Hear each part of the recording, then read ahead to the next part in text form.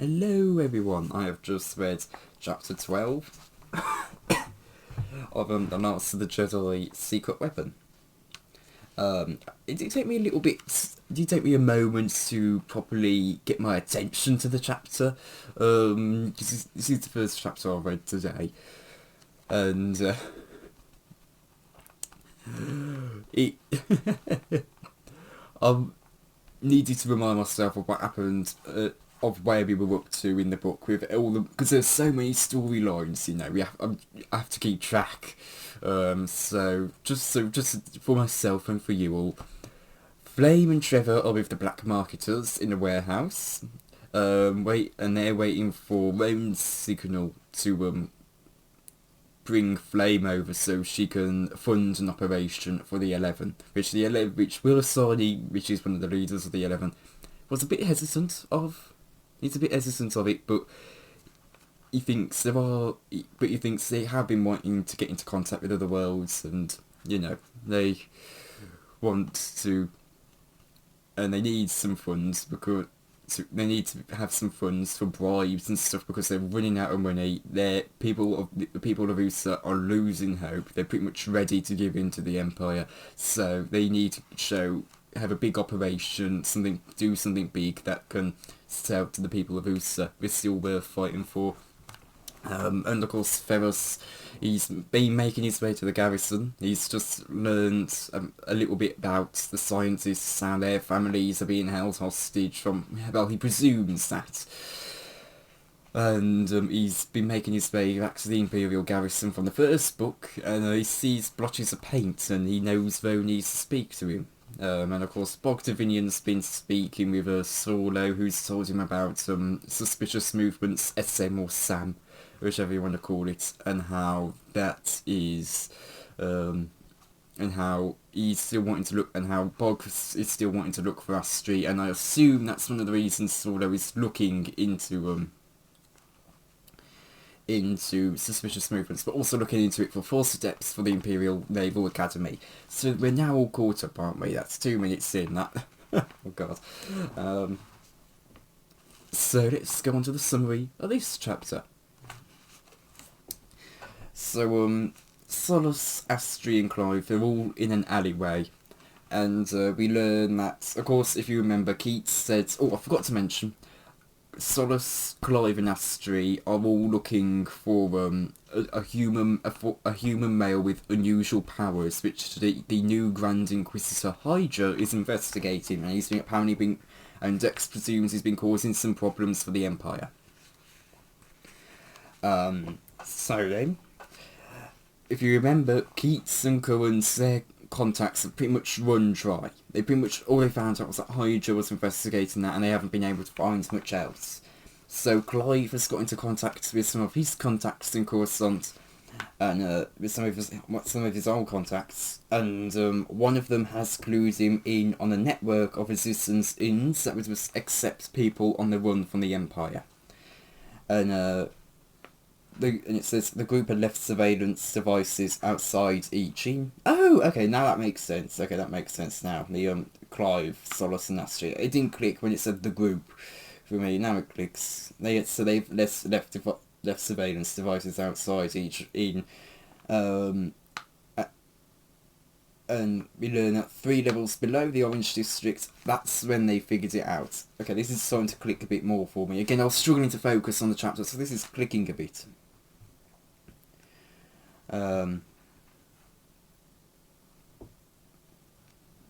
Okay, even the dialogue makes a bit more sense now, where Solus says, I haven't been lucky since the Emperor took over, I forgot what it feels like, and Clive says it feels gleaming good, and that's all I know, it's about time we caught a break. Okay, everything on this first page is actually making more sense now that I'm reading it again. And on the playback, it's nothing more than a shadow, but someone leaps to a building 100 metres away. They then leap into a window on the building, and Solus just breathes Jedi, and she sees the image. And then it says, immediately they had stakes without no one had come in or out through the front door or the windows of the roof. That still confuses me. That line still confuses me because it's like, eh? Huh?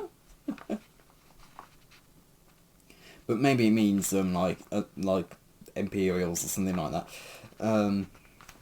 And so Sola says that it's time to take a look, and she doubts she can surprise a Jedi, but she says if they get close enough, they'll see that she's a Jedi too. And then she says, "I'd like to avoid tangling with one unnecessarily."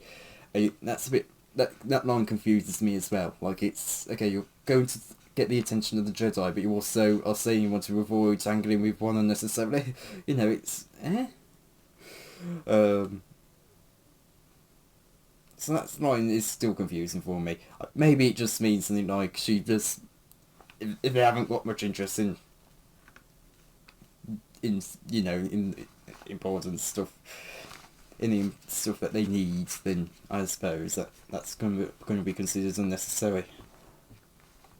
And then Goliath says that's a good point, and says for Solas to go first, and she leaps up onto a building, and then leaps through the window. That's the I suppose the Jedi went through from earlier, and she stands in a narrow hallway and listens very carefully, and we learn that she honed her ability to hear with the Force. And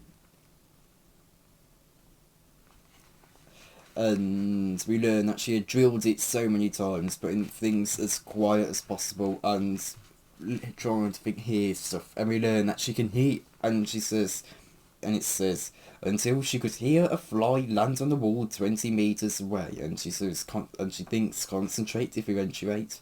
And she hears the slight hum of the air from the control vents, the air control vents, the slight hum of the air control vents, sorry.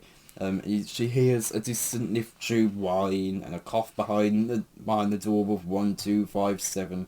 Someone turn over on the sleep couch in the room opposite her, a towel fall over and then get picked back up. And then she hears what she's waiting to hear. And it says, then she heard what she was waiting for, the slither of rough fabric against the leather of a belt as someone moved. The slight, unmistakable metallic click as an object was unclicked. And it says, he knew she was here.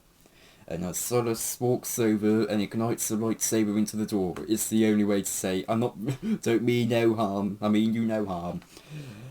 And a lightsaber replies by stabbing through again on the other and she thinks, well, hello. And she's smiling as Clive and Astrid climb in, and stormtroopers start flooding in from the lift tube.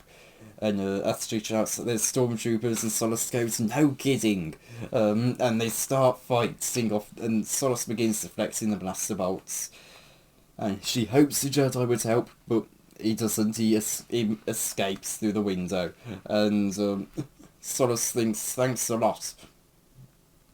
And droidekas roll in, and Solas knows that the droidekas are tough for a Jedi. And she thinks she certainly has her hands full. And we're told that, well, the galaxy had changed in reference to the Jedi escaping, and it says the Jedi and the remaining Jedi had changed along with it. It was every Jedi for himself or herself now. And then she thinks, wasn't that what I told Feathers? And then a blaster bolt comes a bit too close for comfort, and she's thinking, that's unlike me to think in battle, and that can be deadly. And that's when the Jedi comes out of the turbo lift shaft behind the stormtroopers, and Solas can't see his face yet, but he does see a hooded figure, and now they've surrounded the stormtroopers, and they're taking each other out quite quick. They've taken out the stormtroopers quite quickly, and the Jedi has experience in taking out droidekas, and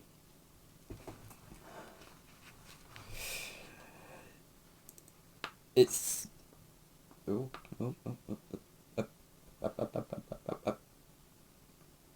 It says he charged his lightsaber in a spinning arc, and with deft precision struck them at a vulnerable point Solas hadn't known existed, underneath their shell, near the repulsor lift motors, and that's in reference to the droidekas.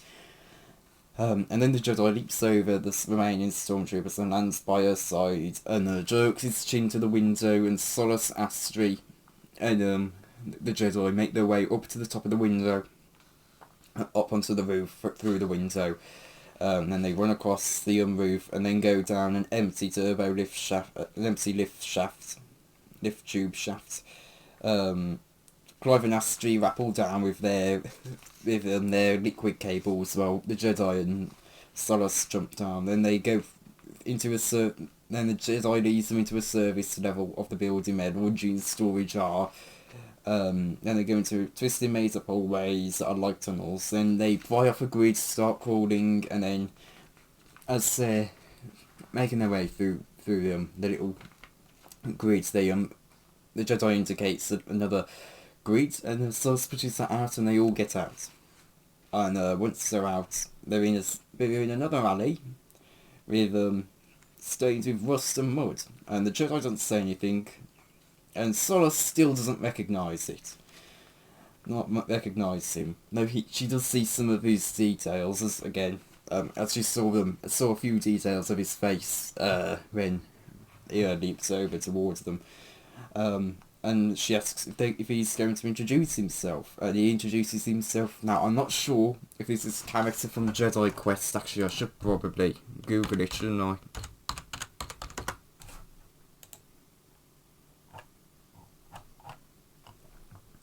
Yep, he's from Jedi Quest, and it is the Jedi Master of True Veld, Rygal, or Ghoul. I'm going to say Ghoul.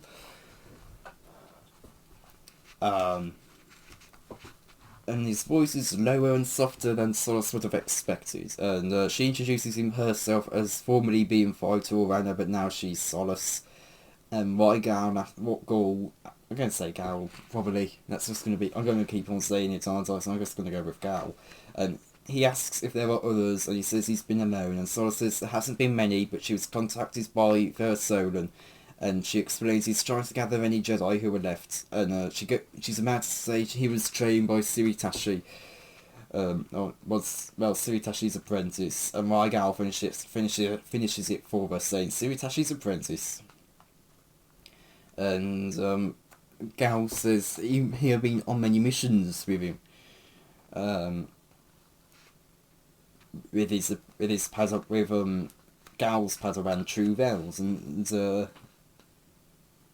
we learn that Solas has never kept track of the Padawans. She never took one herself either.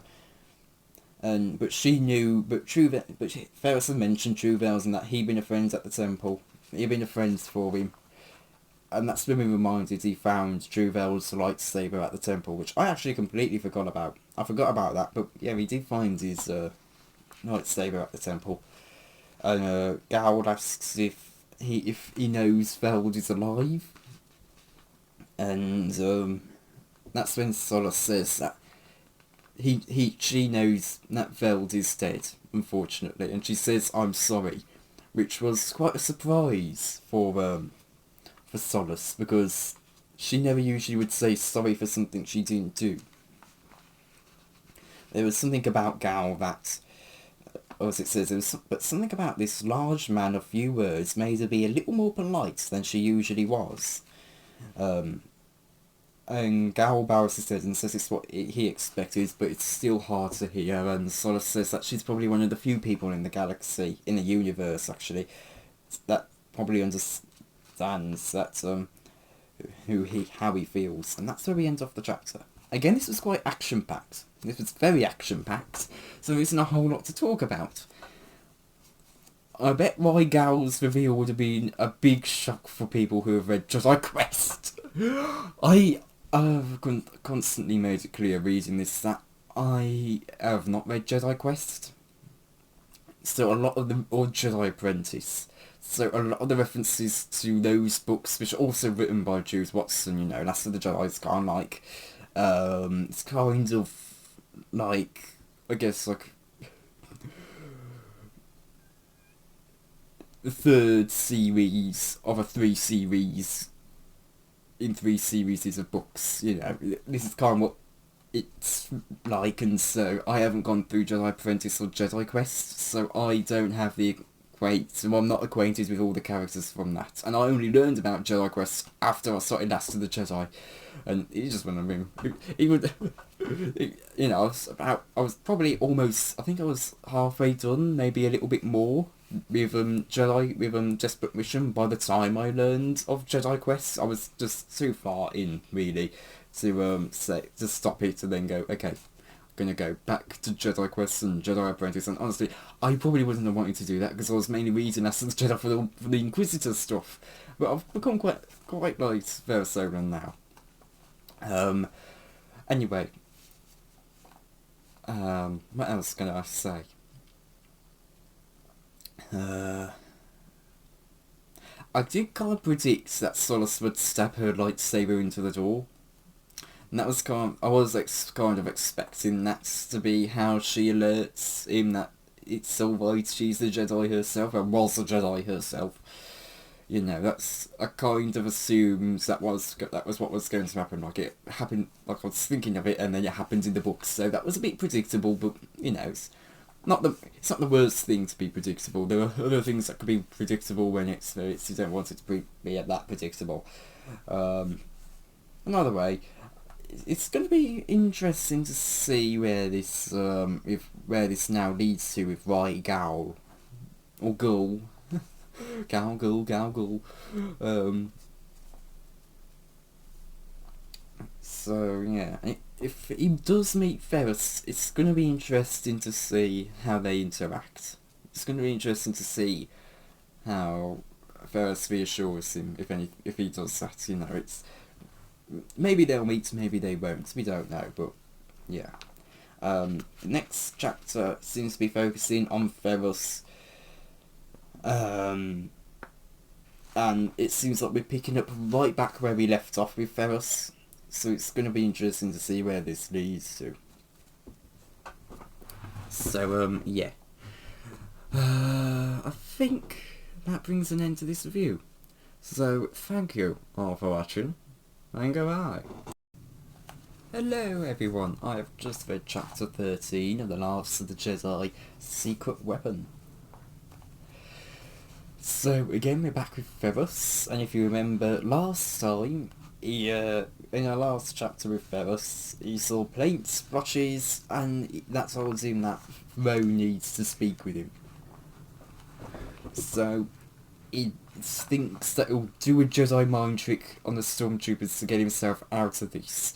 He doesn't know if it'll work, but he has to just think, and he thinks that he has to eliminate the doubt from his mind, otherwise it won't work.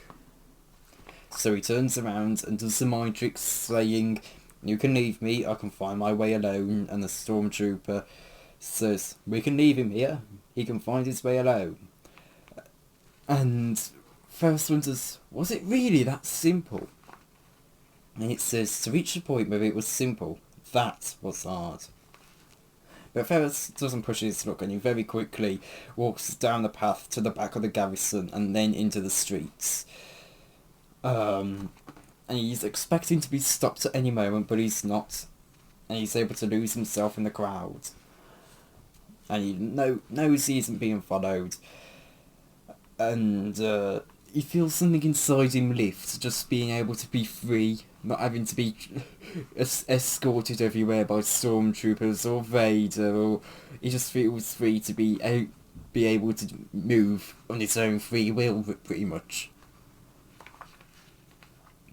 And we're told how before both he and Ro left for the Clone Wars, they talked about what they would do if they were separated and if their last was overrun, and it then goes if, and then Ferris thinks about how there were so many ifs back then, and now there are not nearly as many now, and we learn that there's looked around for several areas in and around USA so they could meet, and then assigned each place a code.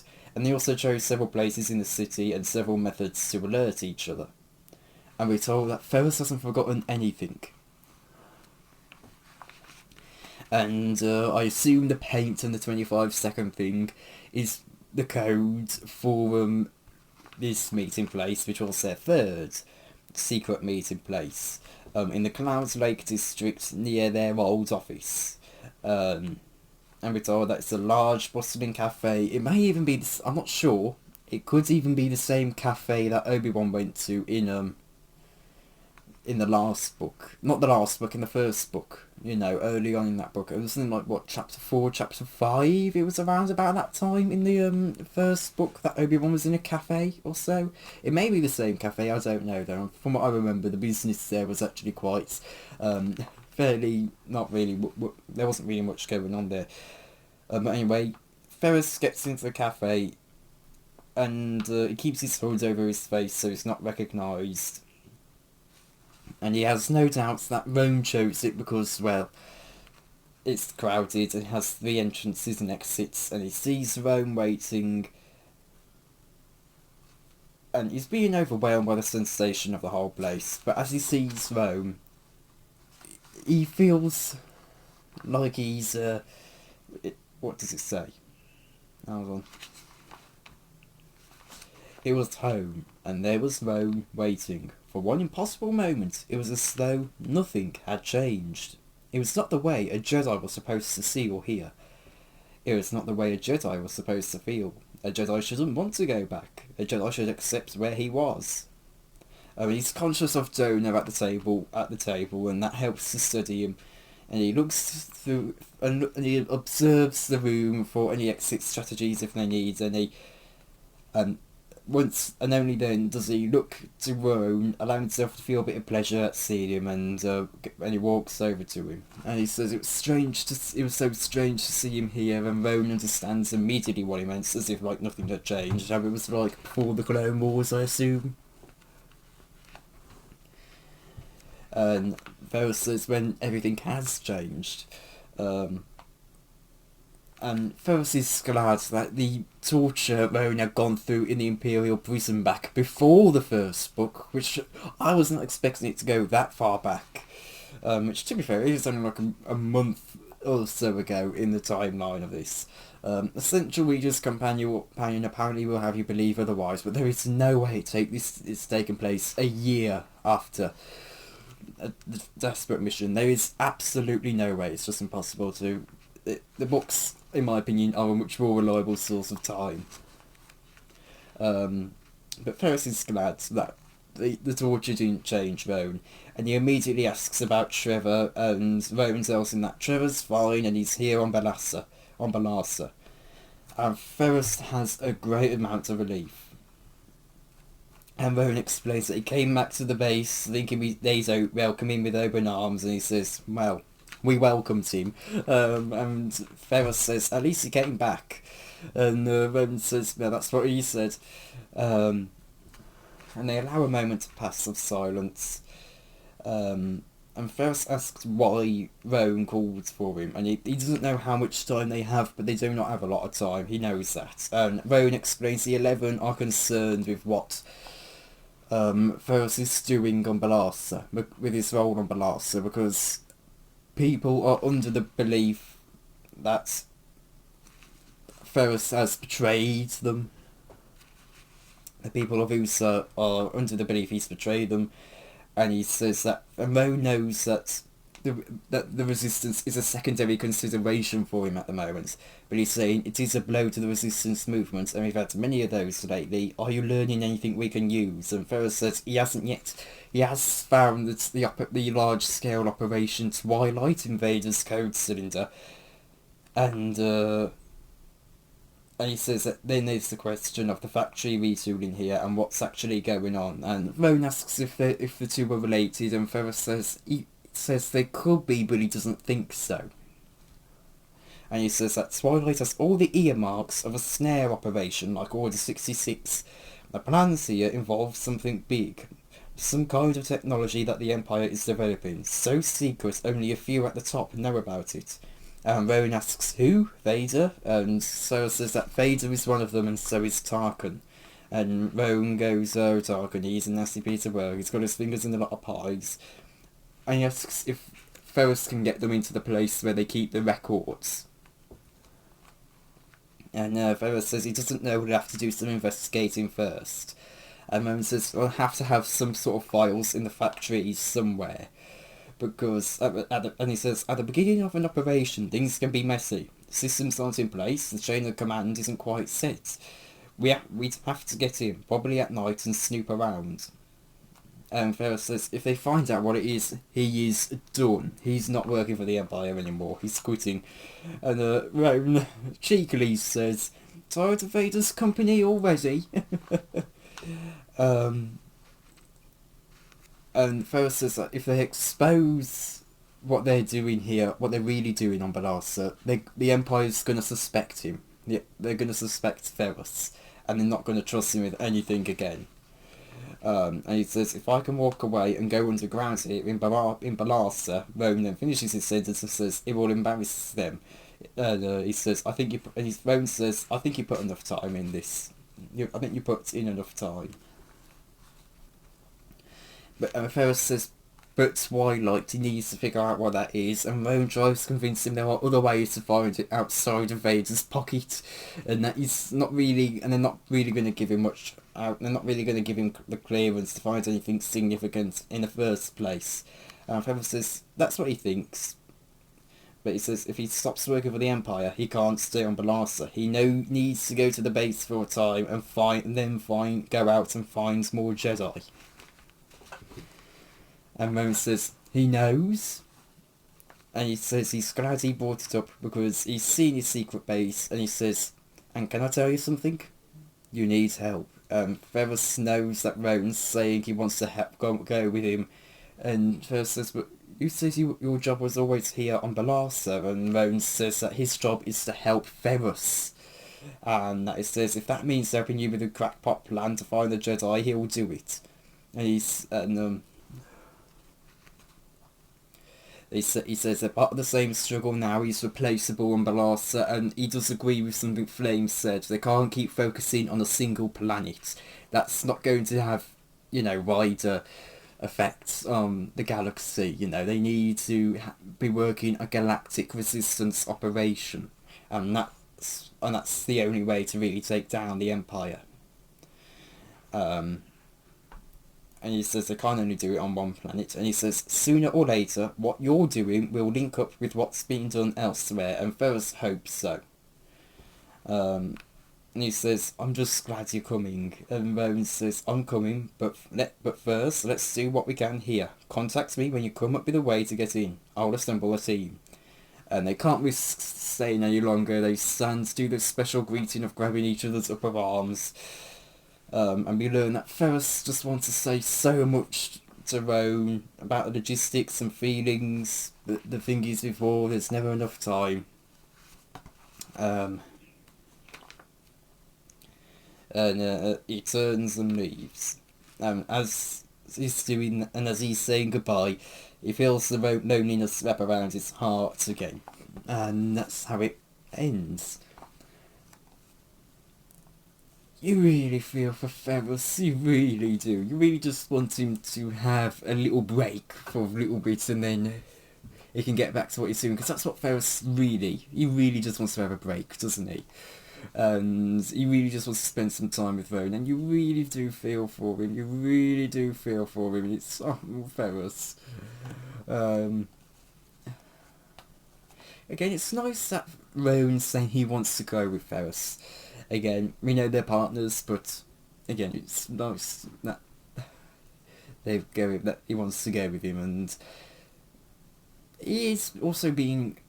I think it is partly because Rowan wants to be with Ferris. He wants to go with Ferris, but I think it's also partly because he also knows he's again, he says it himself. He's replaceable here on Balasa, and they need to be looking at the bigger picture.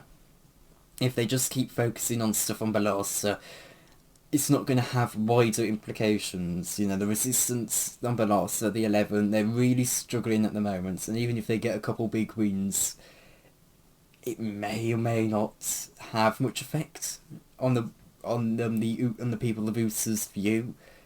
So they need to be something working on a wider scale operation, and if they have Jedi helping, that's going to be useful. What's the next chapter going to be on? Oh, Keets! Got more Keets! That's the first name of, that's the first word that's on chapter 14. It says Keats collapsed on a bench breathing hard, and he says, "I didn't sign on to the resistance to be a nanny." Okay, this is gonna be a fun chapter to read, chapter 14. I knew Dex was gonna put Keats and Curran into some sort of funny situation. looks like Keats is gonna be on nanny job for LUNE. That's gonna be an absolute blast to read. Yeah, again, I don't have a whole lot else to say on this chapter. I don't have a whole lot to say on it. So yeah, again, it is just a lot of passing information to one character so they can forward the plot, you know. So there's not really a whole lot to talk about in terms of interest, really. We learn, again, I forgot about Twilight being a large-scale operation. I forgot about that. But yeah, although I was mainly remembering that there was an operative. That was part of it, which we know from Vader, but I forgot about it being large-scale operation like Order 66. But yeah, anyway, thank you all for watching, and goodbye. Hello everyone. So I've just read chapter 14 of the Jedi's secret weapon. I made it clear in the past that Keats freely is has become, I think, one of my favourite Star Wars characters. It's by far my fourth favourite. It's only beat out by Ferrus, Plagueis and Kreia. But this chapter really just affirms him as being a favourite.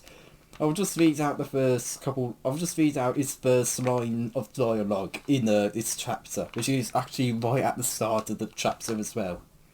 "I didn't sign on to the resistance to be a nanny."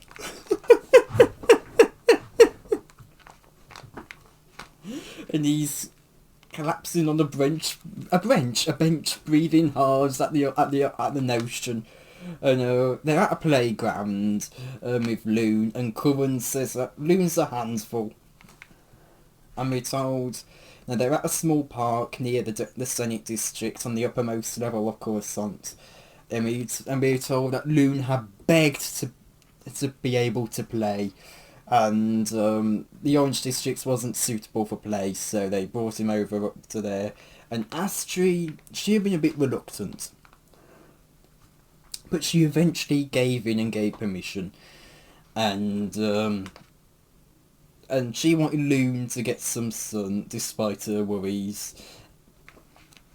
And then we're told that he had been on an asteroid for weeks without light.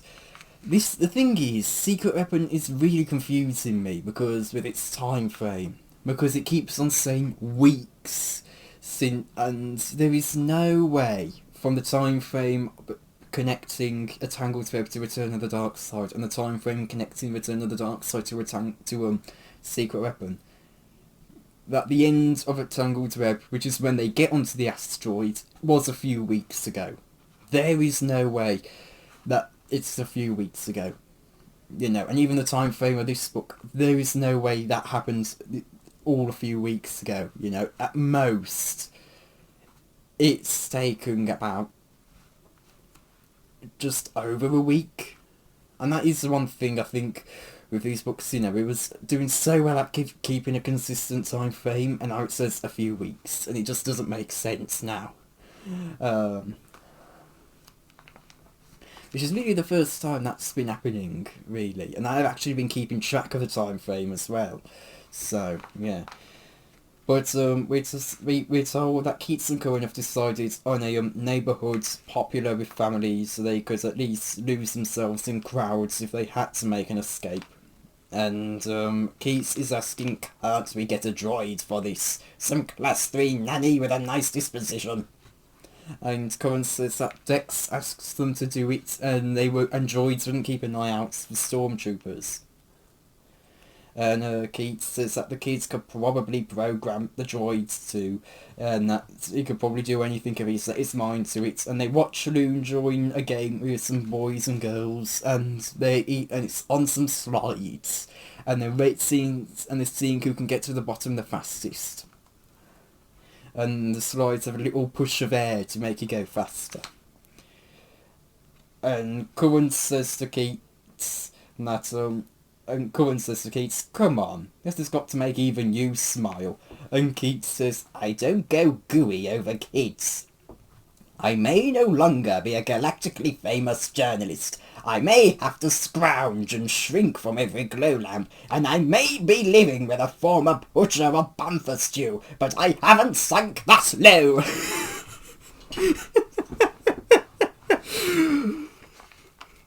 And Cohen says that he's a very cynical human, and Cohen just says it Cohen says that serenely. He says, "You're a very cynical human," Cohen said serenely. And Keats kind of moves the conversation from LUNE to the galactic city, and he says it used to be beautiful before. He says it used to be a fairly nice place as he looks over to a statue of Palpatine, and Cohen corrects him saying, "You mean Imperial City?" Keats says, "I'll never call it that. Emperor Palpacreep can rename it, but I don't have to listen to him." And then he looks over to LUNE and says, "What's he up to?" He says, "What's he up to? Hey, what's that kid up to now?" he says. And LUNE is rewiring the slide, and Keats asks if they should get involved, and Cohen shakes his head and says they should watch. And LUNE gets back onto the slide, and he gets onto the little jets with that push to the air, and he gets launched into the air, and he suspends himself in the air with the force, and Keats' jaw drops, and Cohen half rises. And he does a somersault in the air and looks down at the other kids and they're all looking up at him, and he sticks out his tongue. And Keats warns Cohen that the stormtroopers are coming, and that a squad of stormtroopers are crossing the street. And Cohen asks what they should do, and Keats says that they shouldn't do anything. They need to stay here, otherwise they'll draw attention. So long as they won't, and he says they won't notice. If we want to warn them, we'll just attract their attention. They won't notice. Nobody notices Keats. But LUNE lands at the bottom of the slides, then leaps up again, and the kids scream with glee, clapping their hands. And the head stormtrooper looks over, and Keats just goes, "Uh-oh." And LUNE jumps down on the slide, then he catches another blast and leaps even higher and lands on the terrace, then uses the momentum to leap back and lands in front of the cheering children.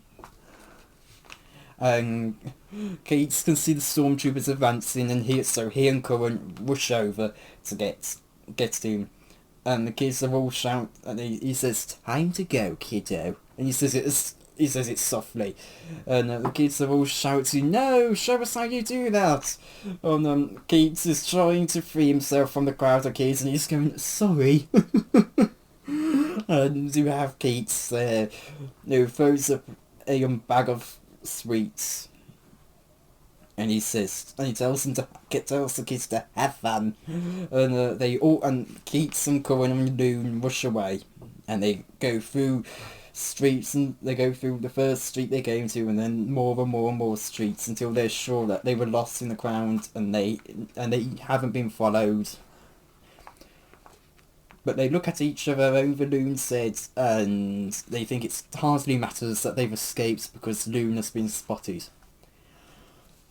Keats is an absolute joy. Keats being such a mood in this chapter is hilarious. It is hilarious, and I absolutely love it. It is so much. It is just so. He's so funny, and you really just find this whole interaction he has hilarious. It is hilarious.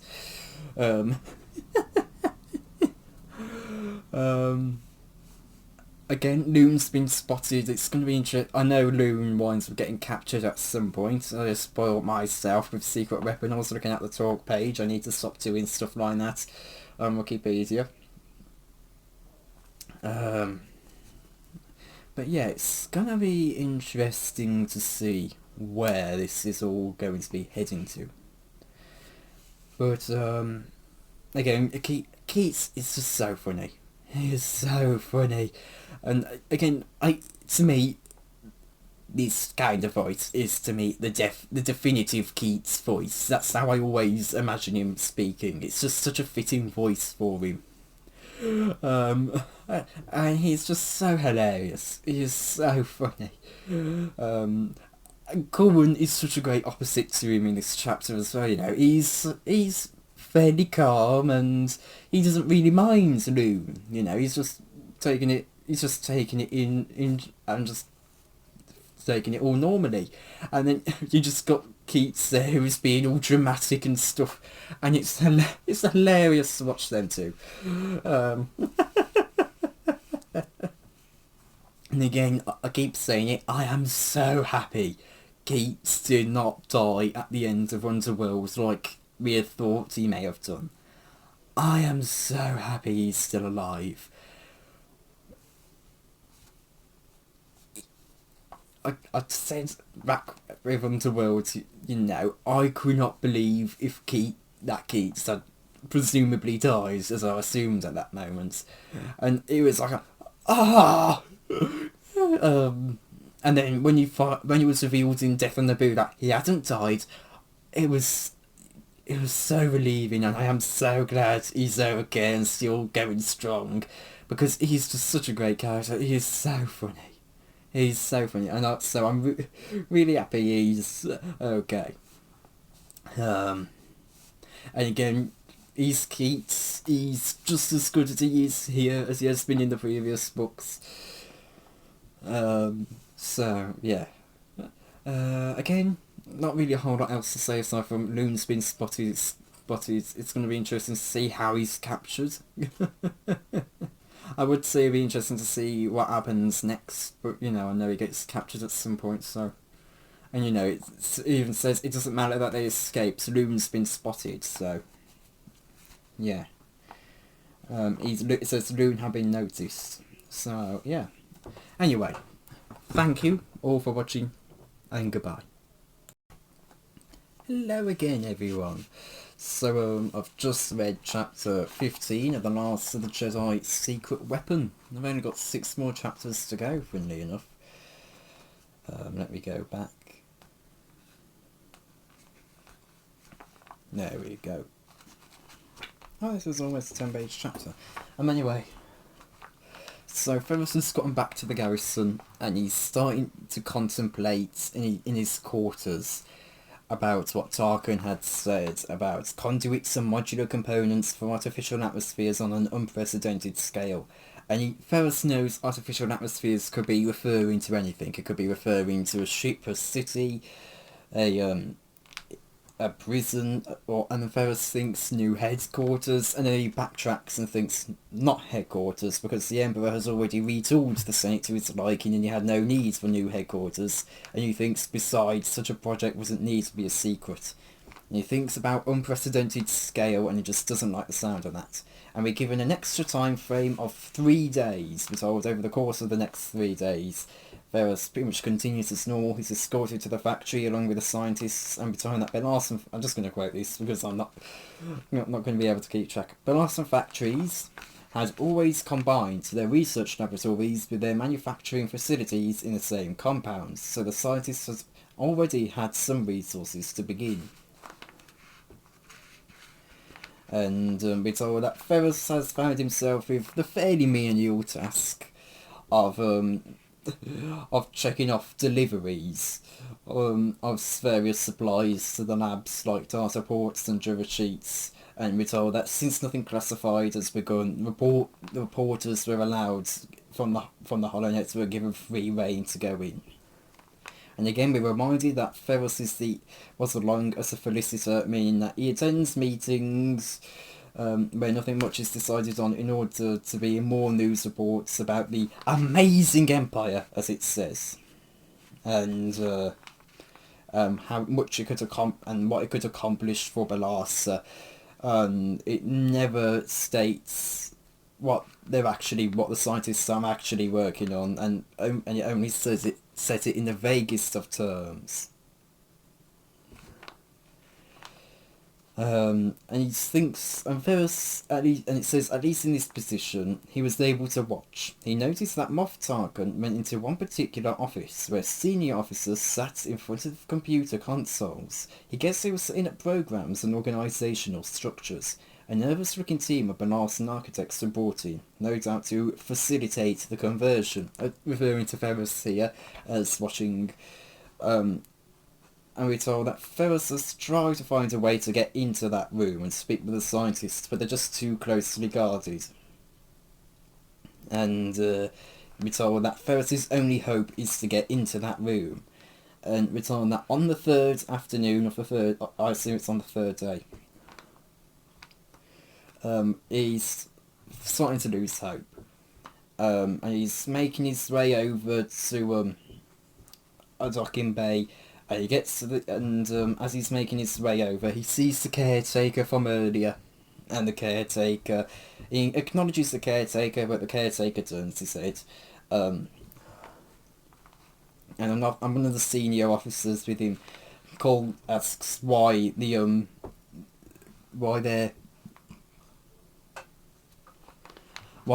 ship isn't there with them. Isn't there for them, sorry. And a voice explains that there was a shutdown on all air traffic while they made a trial run of supply ships for the Despayre 1, or whatever it is. It's Despayre. And the officer demands for the ship, and Ferris thinks about how he's heard Despayre before, and it didn't click for me. It still doesn't. Maybe it's one of those off-screen off-page things, or maybe it's something that I just forgot about. And it's back when he was on Don Tamo, and he had discovered what they were working on. And now the other prisoners didn't know what they were working on, but he had discovered what the parts they were making were being shipped to a facility on Despayre. And he thinks it's too much of a coincidence and wonders if it's a piece of the puzzle. So we've got Despayre now to keep track of. There's so much to keep track of, you know. We've got Sano Solo with suspicious movements. We've got LUNE. We've got Rygal. We've got the 11. There's so much to keep track of. And Ferris looks over to the translucent doors at one end of the platform, and he says to the officer that he's going to go and wait in there while the ship arrives. And the officer nods, and Ferris makes his way in there, and he sees the caretaker in there, and Ferris compliments him on saying that he's glad they let them keep the garden, and the caretaker says that, aren't you one of them now? And Ferris can tell the contempt in his voice, and he says, and the caretaker explains that he hasn't recognised him at first, but now he knows who he is, and he says, you fought them and defied them and made them look like fools, and now you're one of them. And we're told that, and it says Ferris took a breath, considering he was getting nowhere here. He had to find a way. He had to trust someone. And the caretaker says that Balasa was a unique world, and everyone resisted to the every last man, woman and child, and they couldn't find their spies and their betrayers, and they protected the 11 even as they grew to the hundreds, and every family had someone working for the resistance. And he says, maybe you were the first to fall, but that doesn't mean I have to be civil to you. And Ferris says he doesn't expect politeness, just honesty and help, and maybe help. And the caretaker says he has no help to give him. And Ferris sees a small lizard on a leaf, and he picks the lizard up, and then he puts him down onto a blossom, onto a yellow-orange, what was it, yellow-orange? Yeah, on a bright orange blossom. And he puts it on the blossom and its skin changes and it looks to almost disappear on the blossom. And Ferris says, it looks like a blossom, but the lizard is still a lizard. And the caretaker immediately is able to click on that. Ferris is saying he's a double spy. And it says, the lizard could change his skin, could blend in order to survive.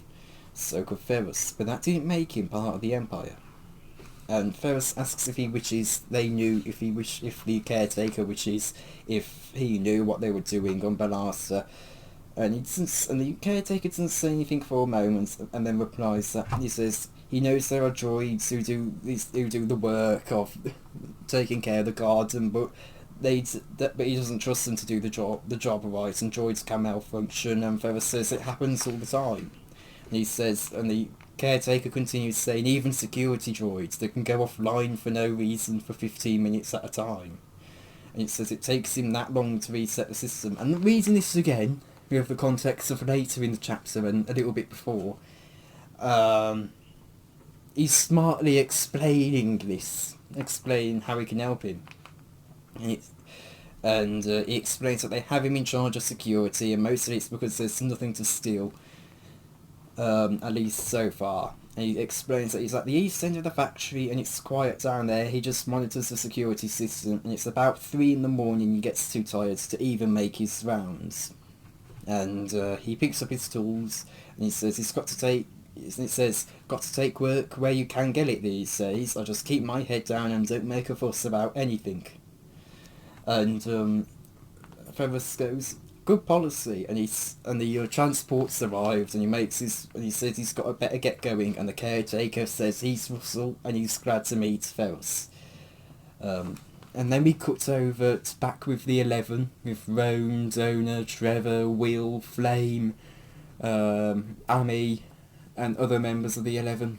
And as Roan and Donor make their way in, well, it says just Roan. Amy says that Flame's idea is remarkable and she's gone into great detail. And it says her ideas about networking planetary resistance are quite detailed, and she has enormous. And she goes on and she says that Flame has enormous resources for her to use that she can use, and Flame says she can catch Roan up, and he says that he doesn't have. And Roan says he doesn't have the time, and he needs to speak to. And he needs to speak to the 11 for a few minutes, and Flame walks to the door and says that she can help whatever it is she can help, and Roan says it's Balarsan business. Flame says, but her point is that it's not just Balarsan business. Every planet's resistance should be part of the next one, and so on. And Amy says, she's right, Roan. And Roan says he appreciates her philosophy, but it's a subject for discussion, but right now he needs a closed meeting. Flame nods and leaves, and Trevor asks why Roan did that and said that she could help. Roan says that this is too important to risk and that Ferris has contacted him. And Trevor says, I'm just going to read this a little bit out. Maybe Ferris shouldn't be the one that you're trusting, Trevor said heatedly. He had to send you away, Trevor, Roan said. That isn't what this is about. He thought he was protecting you. You were the first thing he asked about when he saw me. Roan's voice was gentle. If trust were easy, it wouldn't be so valuable. Think of the man you know, and ask yourself if he could betray us. Trevor couldn't hold Roan's gaze. He ducked his head. He felt ashamed. There was so much trust in this room that he was able to connect with it again. Which, I think that's a very sweet moment. I think it's a very sweet moment. And Will and Amy ask what happened, and I assume this is another meeting that happened without us seeing, not the meeting from earlier, but another meeting. And Roan says that Ferris contacted him and that it's tonight that they're going to be raiding the factory, and he says he has some sort of a contact in the factory who will help them. And Will says that says good. And Roan says the question is who should go. He says they will only have a 15-minute window and Ferris's contact will shut down the security at 3 in the morning. And he says he could open it up to more members of the 11, but it would take time to set up. And Rowan says he thinks a 3-person team makes sense. And he can do more, and so they can do more exploring that way. And he explains what they're going to do. They're going to hit the computer system and search the main office. And Rowan says that Will is out because of his injury, and he says that Donor, he wouldn't want anyone else to watch his back other than Donor. It says, and Donor, there's nobody better I'd want to watch my back, but you don't have experience with this kind of thing. Rowan asks for volunteers, and everyone, including Donor, held up their hands.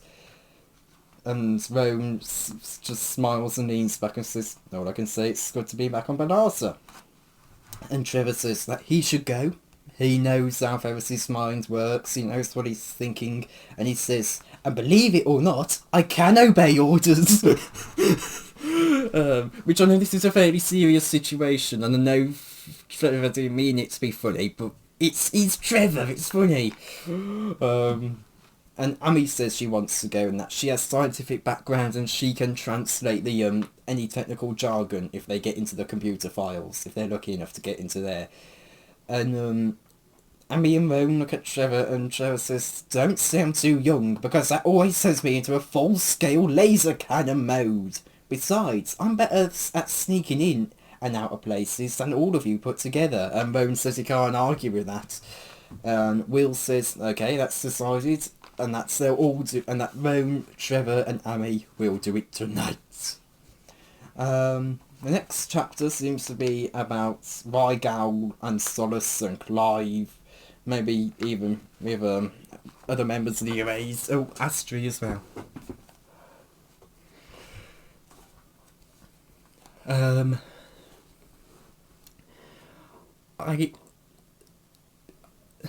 I quite like that interaction between Ferris and Russell, the caretaker. Again, we get to kind of see more of how, even with Trevor, you know, even though I was saying that he's a good viewpoint from a normal person perspective, he's still got a little bit of that bias. The caretaker, Russell, he's pretty much completely unbiased, you know. He is the person, he's quite literally the everyday man, whereas Trevor was the closest we got to that. And so we get to see how he kind of views Ferris, and how everyone views Ferris, and we get to see it through his eyes. And then of course, you know, we get to see things from... And then when Ferris makes it clear that he's a double agent in a very smart way, he tells him that he'll help him in a smart way. You know, it was a very clever conversation that I only actually picked up on when I was doing the summary. It's that whole scene where he's saying that a lizard, that even though it looks like just a blossom, a lizard is still a lizard, and you have the caretaker explaining his routine as a way to say that this is the time you can do stuff. You know, that didn't click with me until I was doing the summary just then, and it's actually it's a really clever conversation that was written here by Jules Watson. It was very clever, very clever. So, you know, I've got to commemorate Jules there. She's done a very good job, but I know her name. I know Jules Watson's just her pen name, but you know, she's done a very good job with writing these books. Again, Keets, Ferris, Trevor are all very quickly became some of my favourite Star Wars characters. Again, Keets, absolutely hilarious. But she's done an incredible job of writing these books, and I assume she did an incredible job doing Jedi Apprentice and Jedi Quest as well. But again, I haven't read those. I keep mentioning that in almost like every review. So yeah, and again, this was a very clever conversation, a very cleverly written conversation. It's going to be interesting to see what they learn about, you know, Twilight and the Belarston Project, which is what it's officially referred to as by the Empire, you know. So it's going to be interesting to see what the Empire are really wanting to do with the Belarston Project, which again, I think we know what it is. You know, we know kind of what it is, I assume. You know, the Death Star. I have a feeling it is the Death Star. Like, come on, it probably is the Death Star. But Twilight, I have no idea what that could be. I have no idea what Twilight could be. So that's going to be interesting to find out. What else? Again, you kind of get to see a bit more with Trevor as well, and you really see how Trevor was in denial, but he was falling from that denial. You know, he was slowly falling into the belief that his denial was actually real. And I was thinking, wouldn't Rome be like the first one to tell Trevor that no, Ferris hasn't become a double agent? And we finally got that. We finally got that to an extent. And you really just see how Trevor is. You know, feels a bit ashamed and a bit embarrassed, and it's a very Trevor response, and you understand it from his perspective as well. You know, you understand why Trevor felt the way he did. There was a lot of coincidences there, and yeah, I'm probably going to be forgetting about the Despair thing. What was it, Despair? What? Or Despair? Yeah, Despair. Or Despair, whatever you want to call it. Despayre. Again, I wonder what that's about. Again, it could be have something to do with the Death Star as well, but I don't know. I think that will bring an end to this review for now.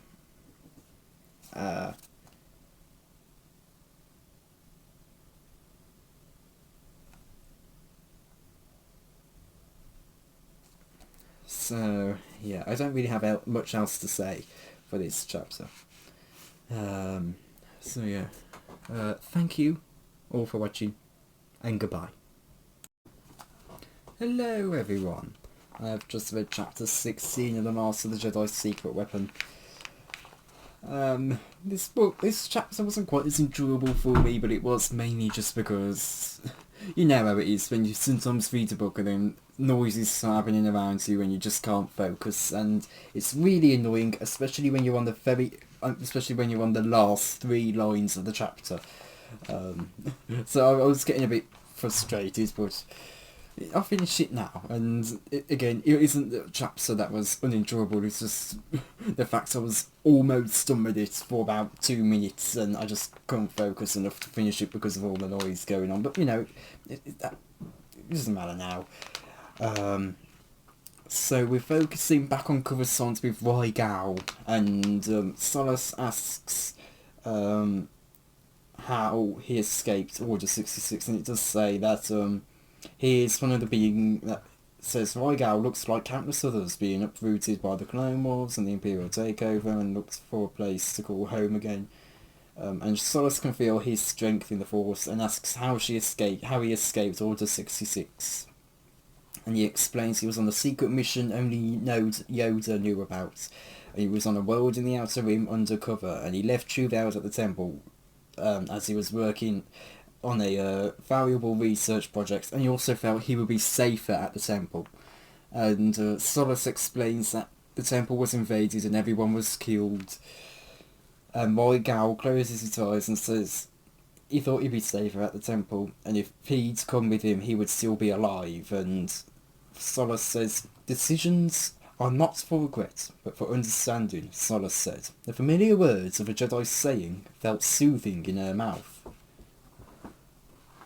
And we learn that Weigao had heard the lies the Empire was spreading about the Jedi one day in a cantina, and he realised that everyone he knew was dead. And he said he wanted me to go back to Coruscant immediately, but he was almost caught at the checkpoint. But a lovely couple, a man and a wife, as he says, smuggled him back to their homeworld and offered him a place to stay. And he explains that they were scientists and they found him a new identity, and he was about to leave, he was readying himself to leave when they disappeared, and he's been looking for them ever since. And sort of goes where they've attracted the attention of the Empire. And Gal says that he knows, but he couldn't stop looking, and he says that the more he looked, the more he uncovered. And this is the point where everyone on Coruscant... sorry. There we go. This is the point where the crew, the Ferris's crew on Coruscant realise that the scientists are going missing.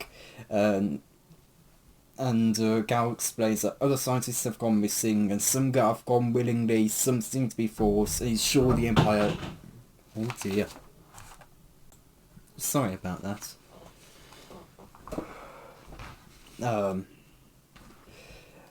had to pause the recording now. Where was I? Yeah. Gal says that others seem to be taken by the Empire, and he's sure the Empire is behind the scientists going missing.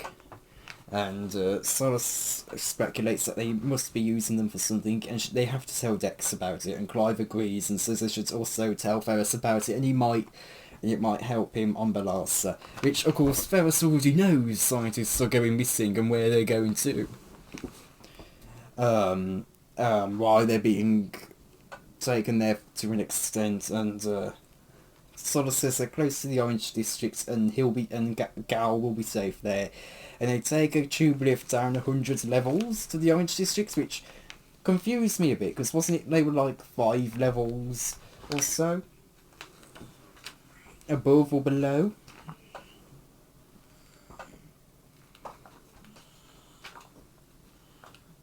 What was it?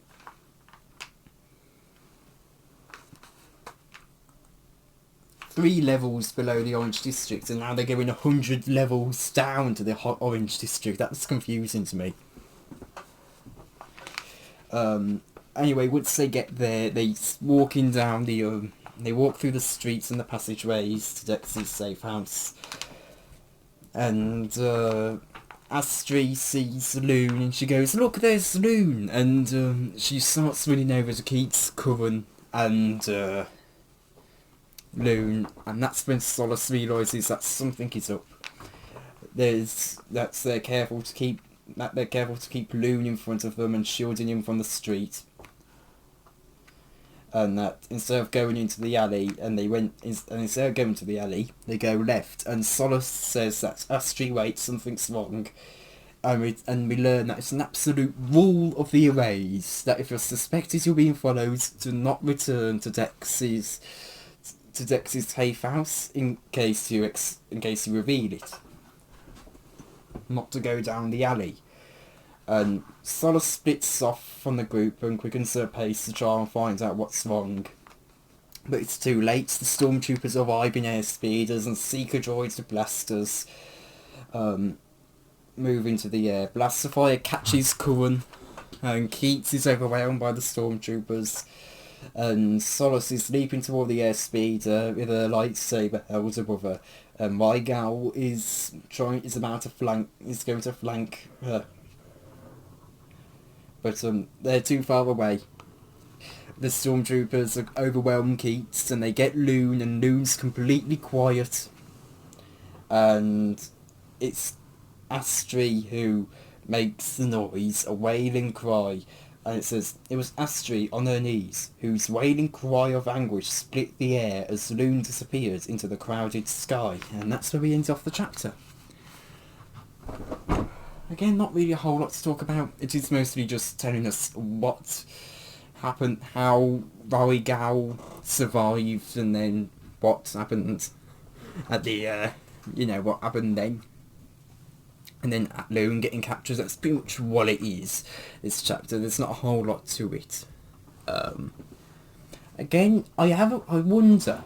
Now, I want to mention something that's just come back to mind, and I want to mention it now. It did say earlier in the book, when Roan finally re-met, came back together with met Will Asani and Amy Anton again with Dona, if you remember that. And apparently Will has made his feelings for Amy clear. Roman's able to tell that, and I completely missed that in that review for that chapter, and I've been meaning to bring it up for a few chapter reviews now. But anyway,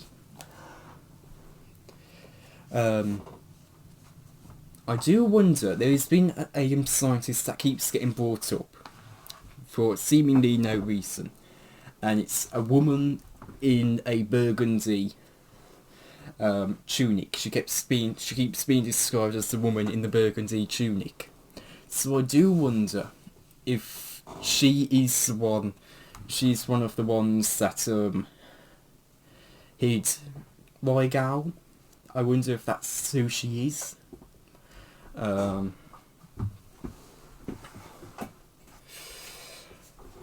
Again, you also you understand the pain that Astrid is feeling at LUNE being taken away. It's her own son, you know. You can understand it. You understand that just how much pain it's bringing her. Again, the ending where LUNE is captured and sort of moving away from the group, it does feel a bit like it's, you know, it's one of those moments where it's what's going on here. You know, this doesn't feel well explained. It's not really described where Solace has moved away from the group to, and it's not described where the speeder came from, aside from that it was unnoticed, and that the stormtroopers came out from nowhere, from an unnoticed airspeeder. It's not told where the speeder was, so the framing of the scene was a bit complicated, I think. It just wasn't explained very well, but, you know, it is what it is. Next chapter seems to be focusing on Ferris again, and maybe even the raid into the garrison, or factory, sorry. So, yeah. Anyway, thank you all for watching, and goodbye.